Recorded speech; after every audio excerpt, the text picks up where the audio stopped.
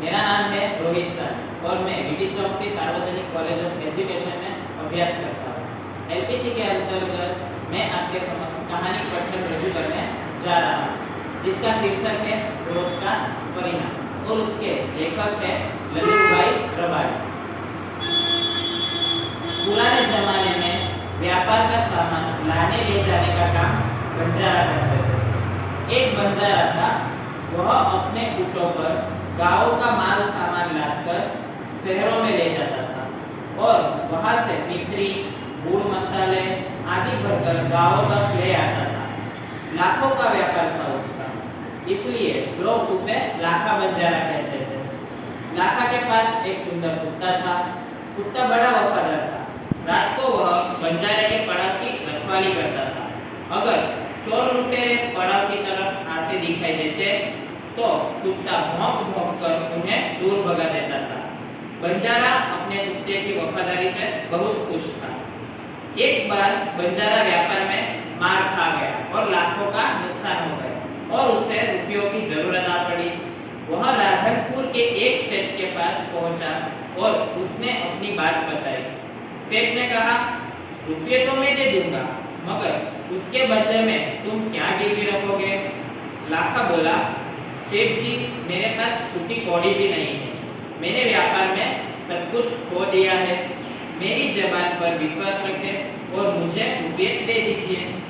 मैं आपकी पूरी रकम सूद समेत 1 साल में ही चुका दूंगा।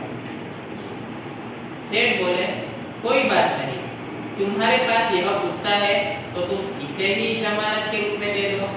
जब तुम सारे रुपए लौटा दोगे तब मैं भी कुत्ता तुम्हें वापस दे दूंगा। बंजारे को दुख तो बहुत हुआ अपने कुत्ते को देने में, मगर कोई चारा नहीं था। रुपये लेकर वह चला गया। कुछ दिन बीते। एक बार सेठ के यहाँ चोरी हुई। कुत्तों ने चोरों का पीछा किया।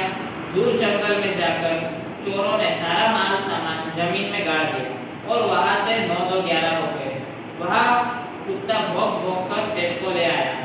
बताने लगा कि लुटेरे आपकी दुकान तोड़कर माल सामान उठा ले गए हैं। सेठ तो हक्का बक्का ही रह गया। कुत्ता सेठ की धोती पकड़कर आगे खींचने लगा। सेठ कुत्ते के पीछे पीछे चलने लगे। जहाँ चोरों ने माल छिपाया था वहां जाकर कुत्ता अपने पैरों से मिट्टी खोदने लगा।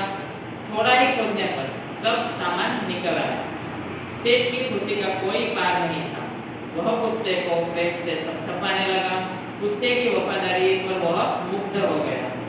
घर जाकर उसने एक चिट्ठी लिखकर कुत्ते के गले में पट्टे में बांधकर कहा, कुत्ते भाई, जाओ, तुम अपने मालिक लाखा बंजारे के पास जाओ, तुम अब मुक्त हो। कुत्ता खुश हो गया और अपने मालिक से मिलने के लिए जल्दी जल्दी भागने लगा। इधर लाखा ने भी व्यापार में खूब रुपया कमाया। वह सेठ को उसकी रकम वापस करने के लिए उसी रास्ते से आ रहा था। उसने दूर से अपने कुत्ते को अपनी ओर आते हुए देखा। वह नाराज हो गया। सोचने लगा कि कुत्ते ने मेरी जबान काटी और उसका क्रोध का पार न रहा। उसने बेवफाई की है। अब मैं सेठ को क्या मुंह दिखाऊंगा? उसने आओ देखा नता बस कुत्ते के माथे पर लाठी का प्रहार कर दिया। कुत्ता बेहोश होकर गिर पड़ा। लाखा ने देखा कि कुत्ते के गले में एक चिट्ठी बंधी थी।